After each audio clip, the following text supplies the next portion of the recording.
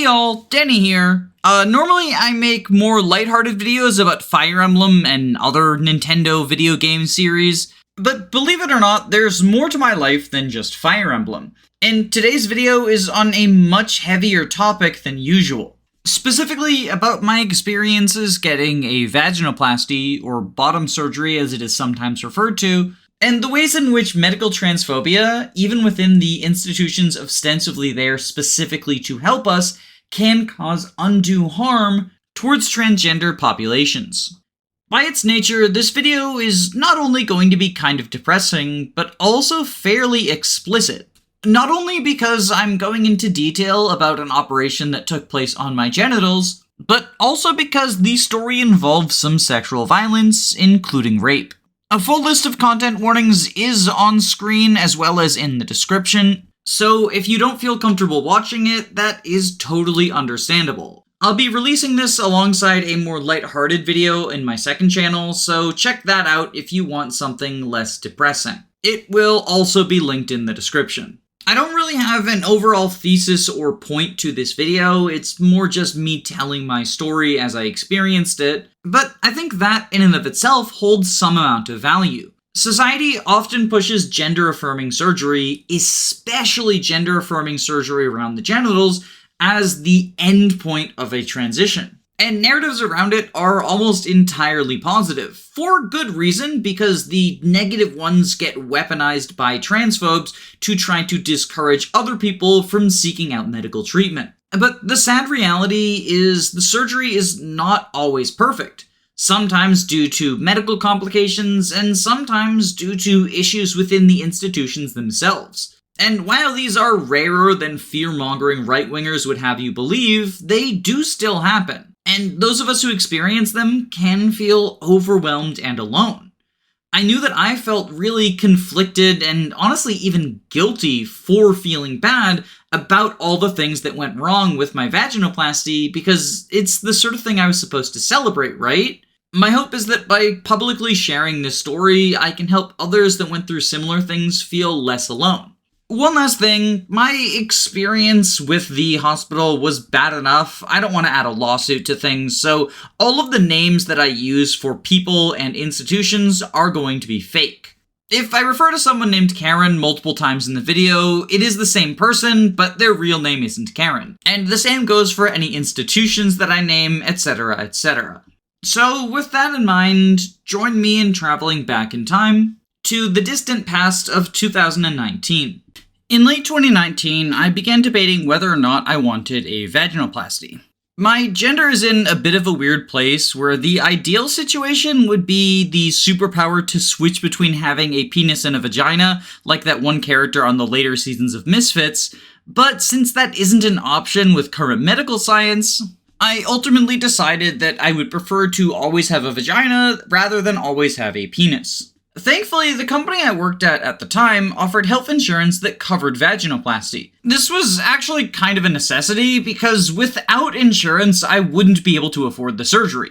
But with it, it would be expensive but manageable. A couple $1,000s that I had to pay off in monthly installments. But unfortunately, the closest hospital that accepted it was a 5-hour drive away. And the second closest alternative was a 12-hour trip. So for all intents and purposes, I only had one option. Either get the surgery with the hospital 5 hours away, or don't get it at all.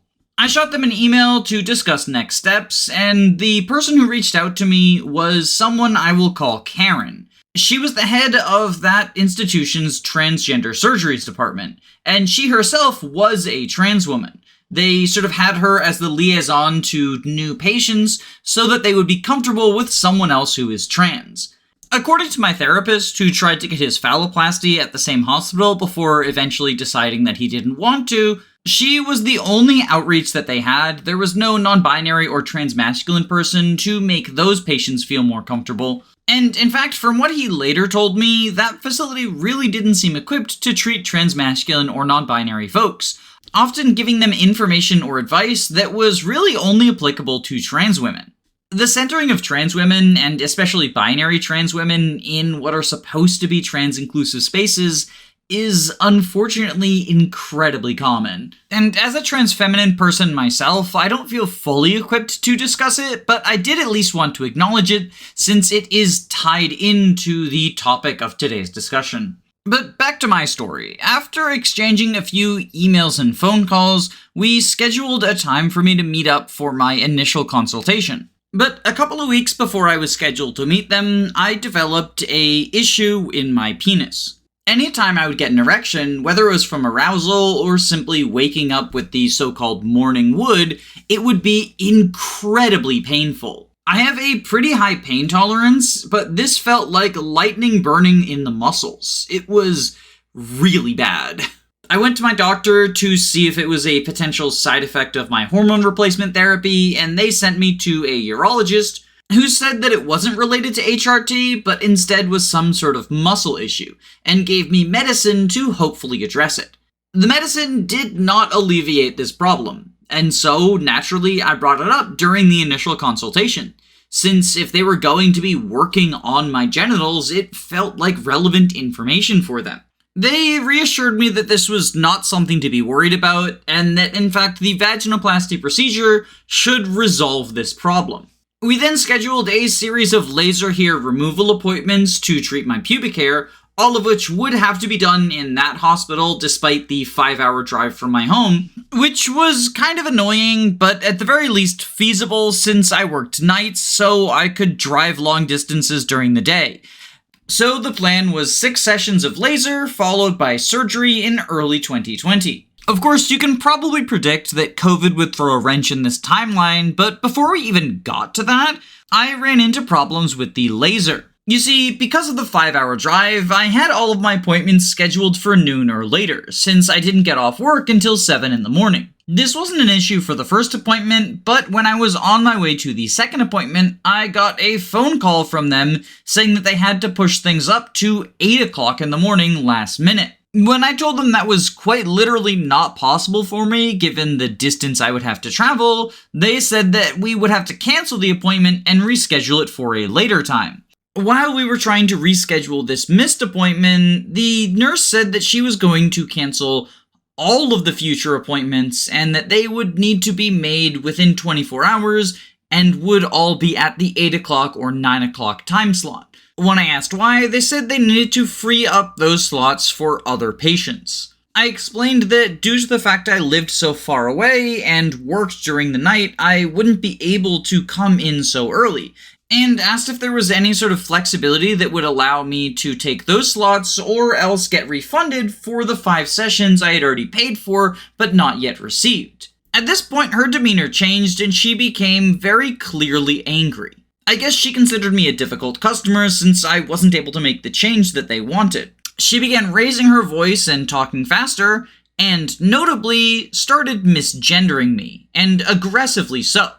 Throughout the previous portions of the call, everything had been ma'am or Mrs., but now she was referring to me as Mr. or Sir, and not only that, but placing emphasis on those words. It was clear that she wanted me to hear them. It wasn't a mistake, it was an act of aggression. The purpose was to make me feel unwelcome and uncomfortable in a facility that supposedly is specializing in treating trans people. And when I calmly requested that she either refer to me with the correct gender or simply not gender me at all, she hung up the phone. And then the facility began screening my calls.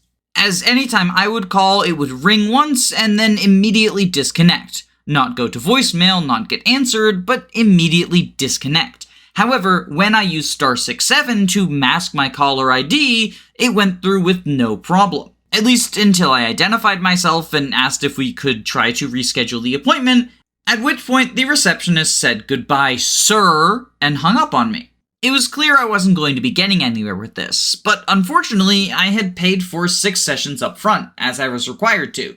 So I decided to reach out to the transgender liaison, Karen, in order to see what she could do about the situation. This took some time since, unsurprisingly, the laser branch was slow to give her the recordings of the phone calls, presumably because they knew how bad it would look for them. But eventually she was able to confirm there was no justification for ending the phone calls or blacklisting my phone number, and I was able to schedule the remaining 5 appointments at a time that actually worked with the distance I had to travel. But even with the whole process resolved, it was the first red flag that I ran into, and I was genuinely concerned that a facility supposedly meant to specialize in this population was willing to leverage transphobia against its patients. Like, for as frustrating as the last-minute appointment changing was, that's just kind of capitalism. In the United States, hospitals are corporations, and corporations treat their customers like shit. My concern was that a service meant to help a marginalized group was instead being leveraged against them. Although Karen assuaged my fears by telling me that the laser portion of the hospital was not actually under the transgender care umbrella, but instead somewhere that they outsourced to for laser. She also told me that I could have gotten laser somewhere else, closer to home if I had wanted, which was not what I was told during my initial consultation. They said that I had to get laser through them and made me pay for the 6 sessions up front, but okay, again, that's just corporations being bullshit. Nothing explicitly anti-trans about it, so I was cautiously optimistic that this would be the last road bump on the journey to getting a vagina. Of course, COVID delayed things pretty significantly, so instead of having my surgery in early 2020, it was eventually scheduled for St. Patrick's Day of 2021. Throughout the intervening year, I had a number of pre-op appointments, and as the painful erections were getting worse, there was a topic that I brought up quite frequently, but they assured me that the vaginoplasty would resolve this and that it was something they had encountered before. There would be no complications caused by it. However, as the big day drew nearer, I ran into a pretty significant problem. After any major surgery, you have to have someone there to take care of you while you're recovering. And because my hospital was about 5 hours away from where I lived, none of my friends or roommates could afford to take the time off to travel out of town for 2 weeks. The initial plan was to have my girlfriend come with me, but we broke up about 4 months before surgery, and my parents were unwilling to support me because they don't like trans stuff. So I brought this up in one of my pre-operative appointments, and thankfully they actually had a solution for people in my situation. The hospital had a partnership with a sort of hotel hospice situation that I could stay in for the 2 weeks after I was discharged from the hospital, where they didn't want me to leave town. And while I would have my own private room, there was also enough staff that if any sort of emergency came up, I would be able to contact them. Karen told me that she would message me and we would figure out the details through the hospital's messenger system, but initially I was contacted by some random man instead, who I'd never spoken to but treated me as if we were familiar. As it turns out, the hospital's messaging system just had not updated Karen's name, or pronouns, or anything else in her bio. When I spoke to her about this, she said she'd been trying to get them to change it for almost a decade with no avail, which honestly was another red flag, and I considered canceling the surgery, but so close to getting a vagina, I really didn't want to turn back, especially since there wasn't a feasible alternative for me. It was this hospital or none at all. And so when St. Patrick's Day 2021 rolled around, I went into the hospital nervous but excited. It was actually a really stressful week even outside of the vaginoplasty because I got my car totaled in an accident 3 days before surgery. So I had to rush to get a rental car just to drive out of town in time, and I had to spend the 24 hours I was out of town finding a new car so that I wouldn't have to have a rental car for the 2 weeks that I wasn't using it and was on bed rest. That did all work out, and it's irrelevant to the story of my surgery, but I just wanted to mention it because it was honestly such a bizarre experience in retrospect. It feels like something out of a television show. To heighten the stakes, we're going to also total your car during the climax when you're supposed to be getting a vaginoplasty. It was crazy. When I woke up, everything seemed to be fine. The surgery was a success, and I was in the hospital ready for my recovery. But unfortunately, that recovery would not be especially smooth. I had my surgery on a Wednesday, and even though my insurance was willing to pay for 2 weeks of hospitalization, the hospital really didn't want me there longer than 2 or 3 days, and were pushing hard for me to get out by Friday. Normally, recovery time is 3 to 5 days in the hospital, and I suspected that I would be on the longer end of this simply because of my disability. I'm missing one of the discs in my spine, and sometimes I have to walk with a cane. For surgery, my legs were suspended above my head for 6 hours, and all of the blood flowed out of them. So I needed to learn to walk all over again, and it was incredibly difficult and painful.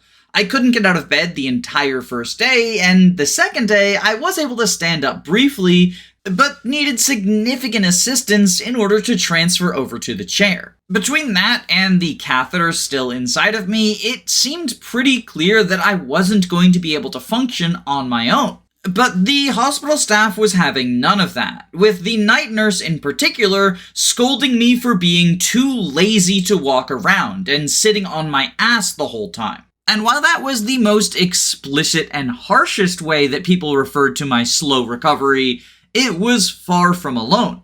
The surgeon expressed that he was deeply disappointed in how slow I was recovering and able to walk. The day nurse said that she knew I was capable of doing better, and even the transgender liaison unsubtly reminded me that most people are out of the hospital 2 days after their surgery. Which, by the way, just is not the case. From every other trans person I've talked to, as well as statistics that I found online, it is a 3 to 5 day recovery at minimum in the hospital. And it's not like the surgical team didn't know about my discectomy. The issues with my back were something that I went over in great detail with them during the pre-op appointments.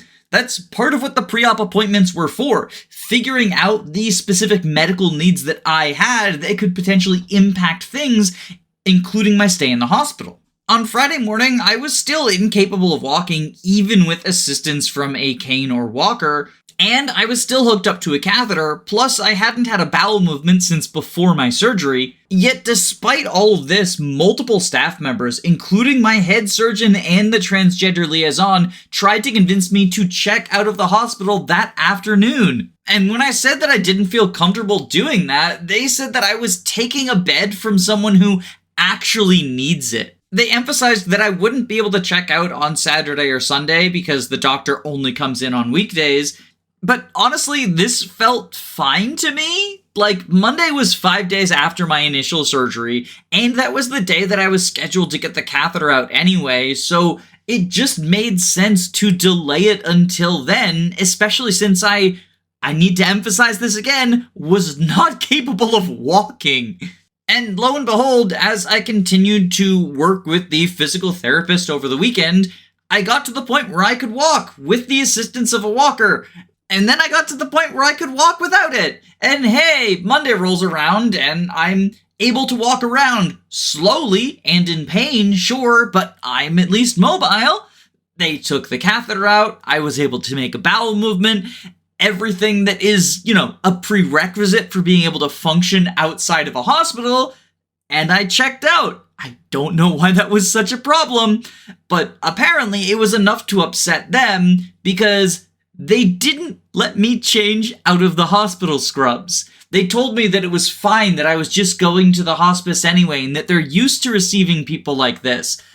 And so I show up in hospital scrubs, only to find that the hospice has not been contacted about my dismissal at all. They almost turned me away completely, which would have been a disaster because my ride had already left, but thankfully they were willing to call Karen and try to work things out with her. Apparently she had just never contacted them at all, which makes the fact that they were trying to rush me out earlier even more absurd, but whatever.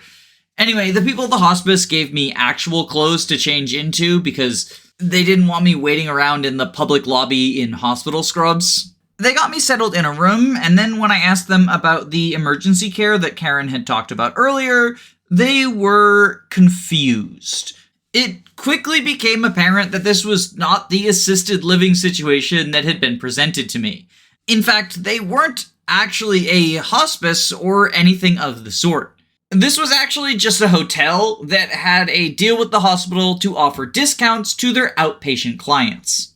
Which meant that while recovering from the most intense surgery I've ever had, I was entirely on my own.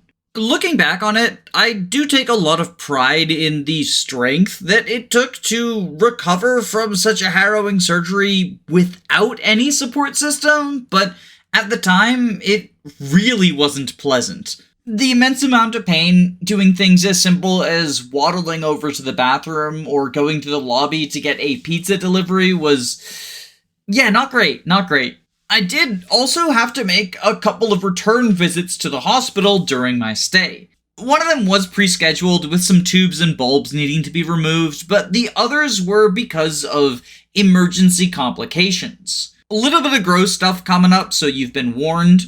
But the surgeon told me to contact their team if there was any amount of discharge, and as it turns out, I had a lot of pus discharge, which corresponded with increased pain whenever it was coming out. I messaged them about it, and they asked me to provide pictures, so I did, and they said that the pictures were pretty concerning, constituted an emergency, and I needed to come in ASAP.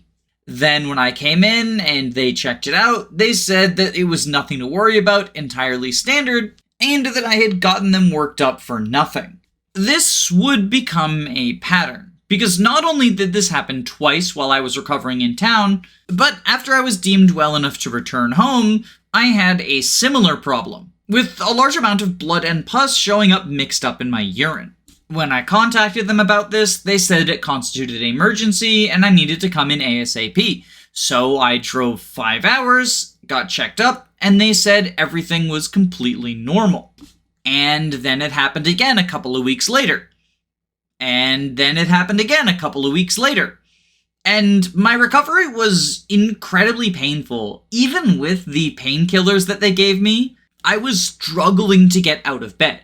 Additionally, urination and dilation were both way more painful than I would have expected. Yet when I raised these concerns, they were constantly met with, well, this is just part of the recovery process.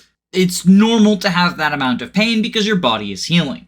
Because this was such an intense surgery, we had a lot of follow-up appointments. In addition to the initial ones that I had to stay in town for, there was a 1 month, 2 month, 3 month, 4 month, and 6 month follow-up. And at all of these appointments, I brought up that the pain and swelling hadn't subsided, and that it increased anytime I urinated, dilated, or anytime anything touched the genital area. Additionally, anytime that I was even slightly aroused, my entire vaginal area would get incredibly stiff and incredibly painful.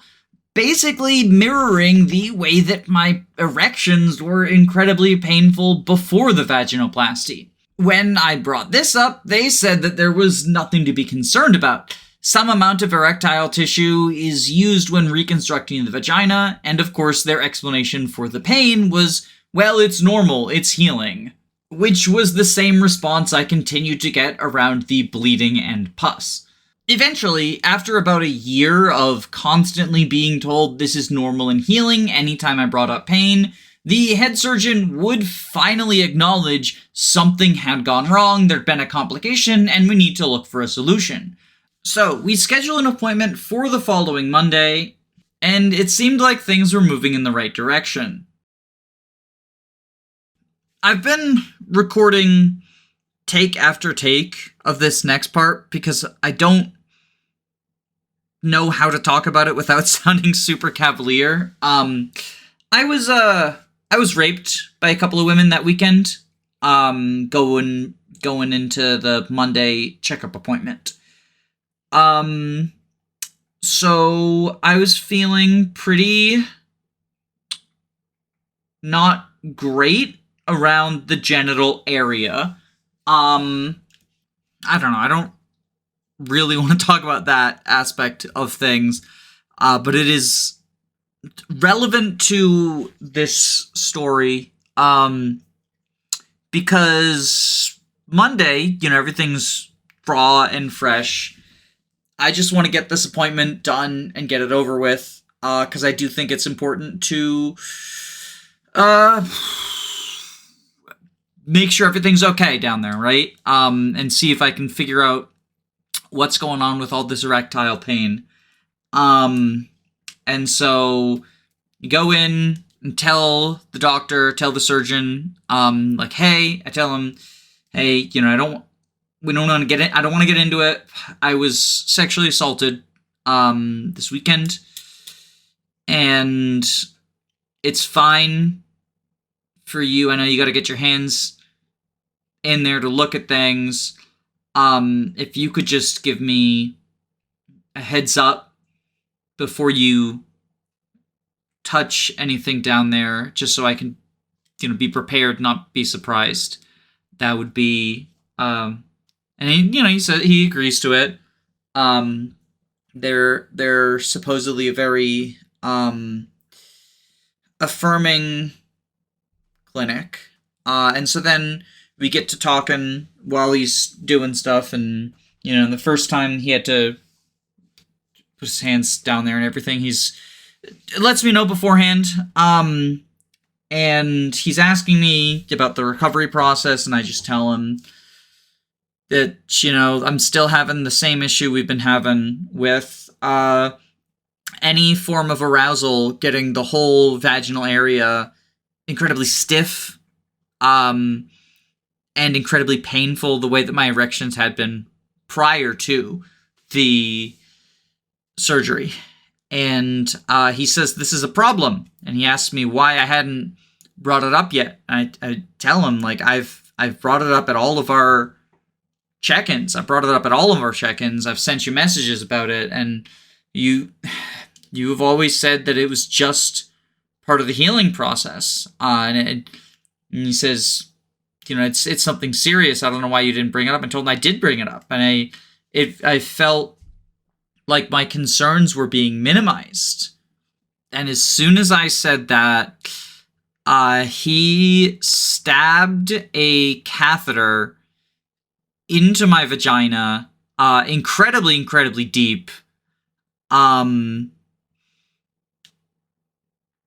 Just this sharp, catheter needle all the way up, way farther than he'd ever had to in terms of getting samples before. And then just goes, oops, I forgot to warn you. And,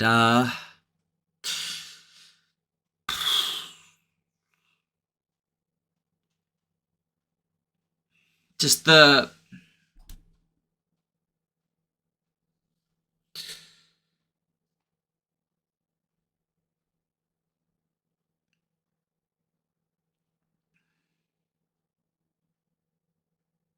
I mean,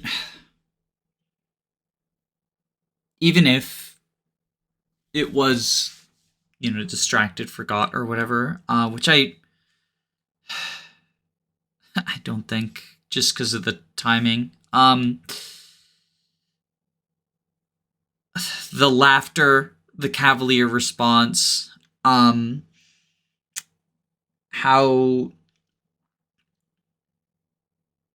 deep and sharp it was. Later that day, I went to pee. And it was just a stream of blood. You want to talk blood mixed in the urine. This was urine mixed in blood. And it was that way for a few days after that appointment. And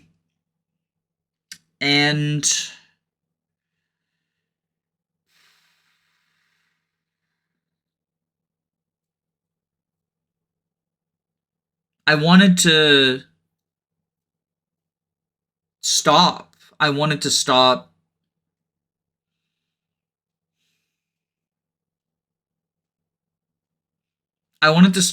the follow-ups, but I also, there was something wrong with my body that needed to be fixed.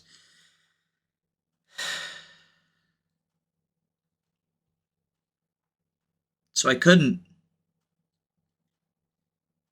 because that they were the only.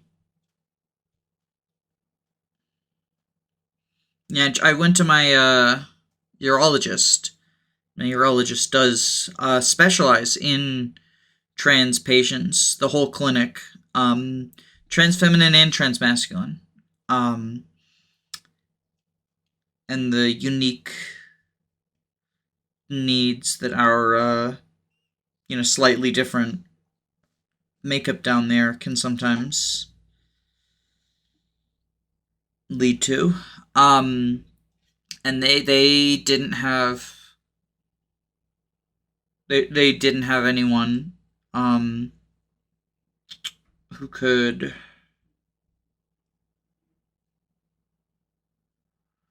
handle it.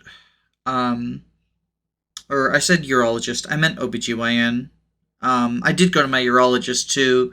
They weren't like a specialist in terms of like trans stuff, but they were in terms of everything else down there. And they said that there was like a pill, but that they couldn't prescribe it to me because it would need to go through surgeon because of the specifics of the surgery. Something liability, I don't know. But they sent it to that office to try to get it through them. I couldn't stop going to the surgeon. So the next best thing I could do was contact the liaison. And I did.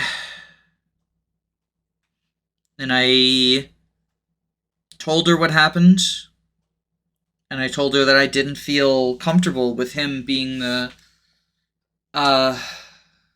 person to handle the rest of my aftercare. They had another surgeon. I asked if he could handle the aftercare, and she said he couldn't. It had to be the one who performed the surgery, which I don't know. Doesn't feel like it had to, if they're both competent. Get the exchange files or whatever. Fuck, I don't know. But she said she'd be in the room with me anytime. I had to go for an appointment, and that was enough, I guess. I mean, it wasn't enough, but it was all I was going to get.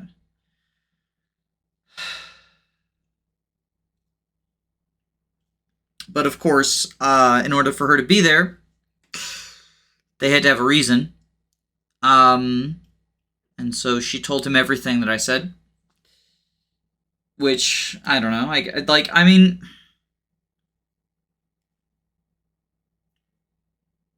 guess it's fair for him to know the allegation against him. But he immediately retaliated. All of the doctor's notes we'd been receiving. I'd been getting doctor's notes for work because they weren't flexible enough with the appointments for me to be able to get them and also work. I had doctor's notes when I was recovering too, just basically saying I wasn't suited for work. But once I went back to work, the follow-ups, I would still have, if a follow-up was on Monday, and I was supposed to work Sunday nights, because of the drive, I didn't want to stay up all night and then drive 5 hours. That's a recipe for getting in a car crash, right? So they would sign doctor's notes. Daniela Doyle has to go to this appointment. She'll be released from work on this day so that she can go to the appointment on this day and be able to return to work on this day, right? Very simple, standard.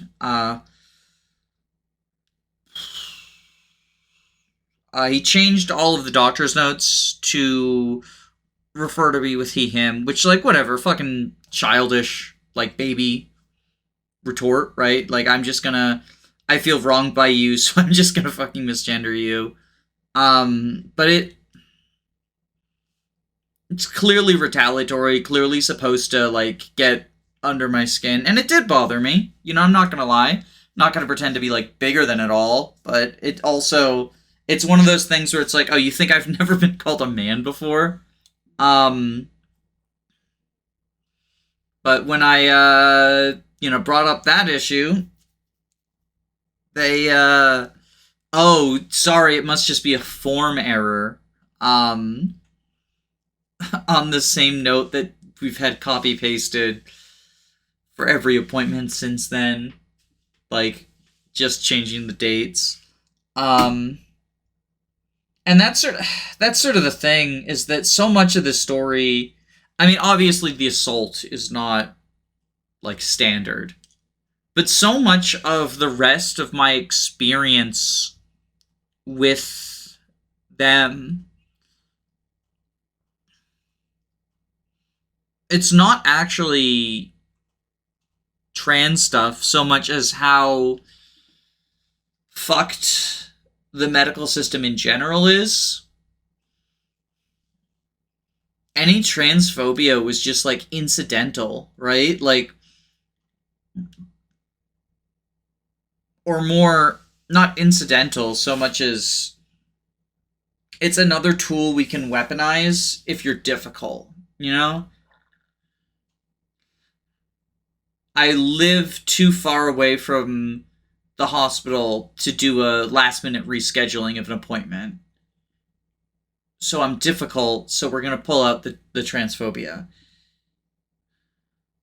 I wanted another person in the room after this assault, so I'm difficult, so we're going to pull out the transphobia.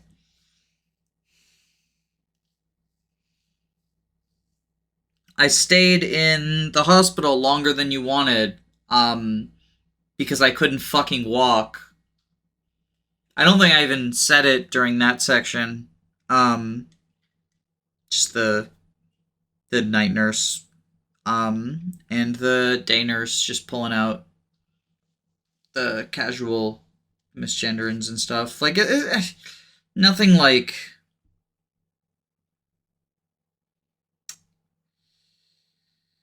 Nothing like slurs or violence or anything. Like, far from the worst that I've experienced. But just the casualness of using it to punish you for being difficult, when being difficult is just not being a doormat, right?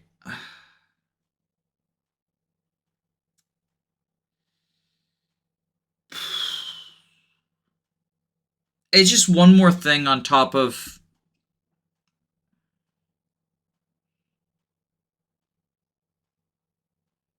Even if the staff had been all perfect, right? My recovery and the complications were still awful.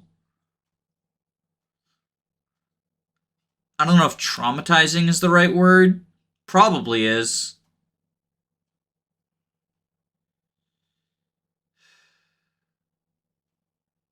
And that going to the doctors hasn't been the same ever since. It's something to talk about with my therapist. I'm tempted to cut this out, but I don't know. Some value to it being raw, right? Or maybe I just don't want to edit. Fuck, I don't know. Okay, I took a bit of a break. I did want to talk about everything that happened with the corrective surgery that was supposed to address the erectile issues.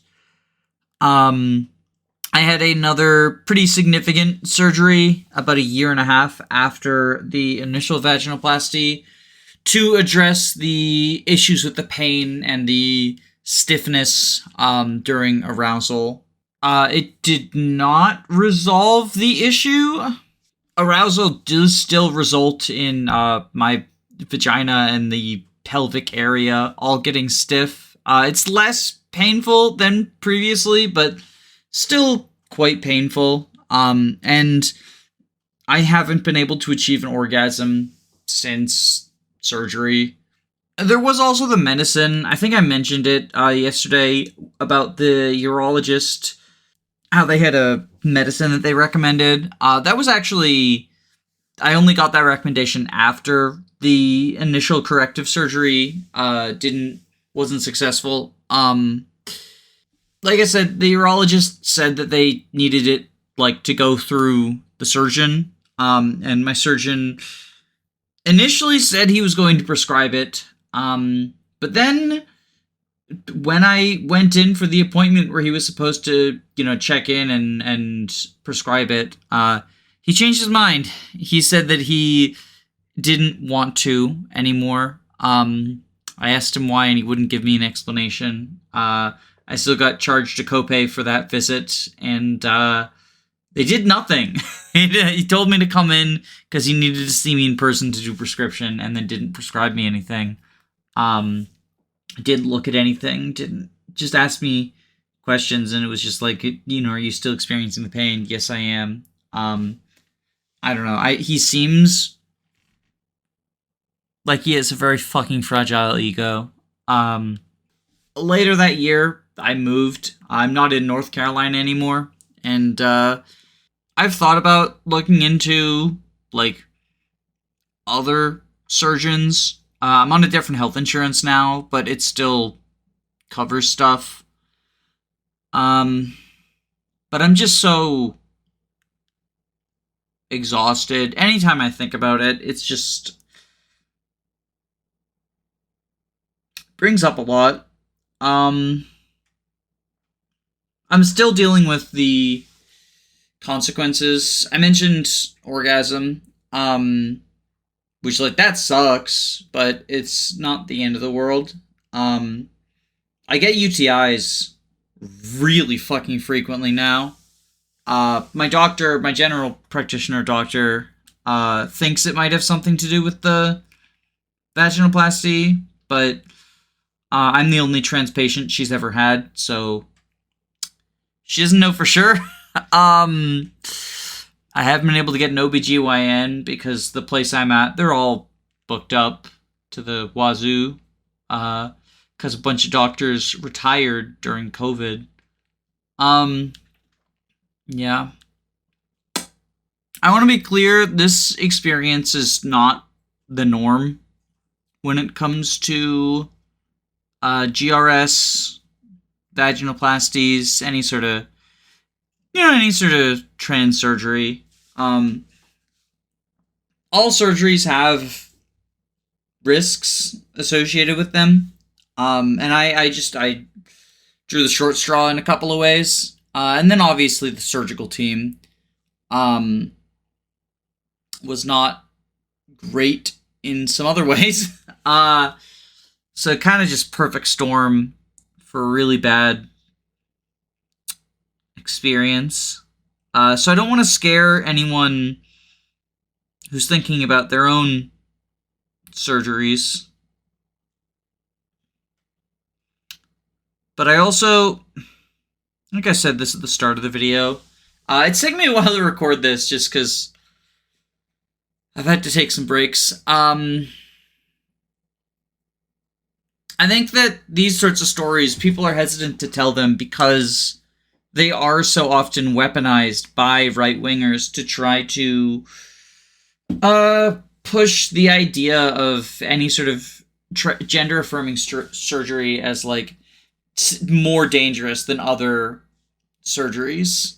And that's not the case. I've had a couple of other surgeries. They're all carry the same level of risk. I just happen to get unlucky in the one that is tied to my gender stuff. But I think that it's important to tell these stories so that people with similar experiences don't feel alone. Because at the end of the day, transphobes are going to be pushing the idea of trans surgery as dangerous, no matter what. If you don't tell your story, they'll they'll just make them up. They'll just make them up. They just make shit up anyway, right? So why are we so afraid of sharing our experiences? I don't know. If you or someone you know had a similar experience to this, you know, you don't have to have been assaulted, but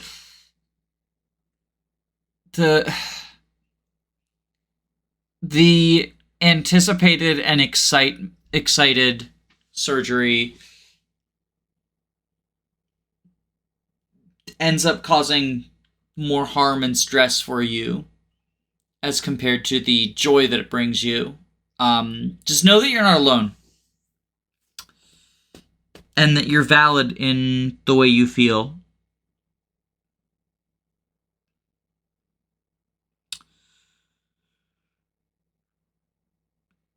And you are so fucking strong for continuing to go with all this shit. I just want you to know that I care about you. Even if I don't know you.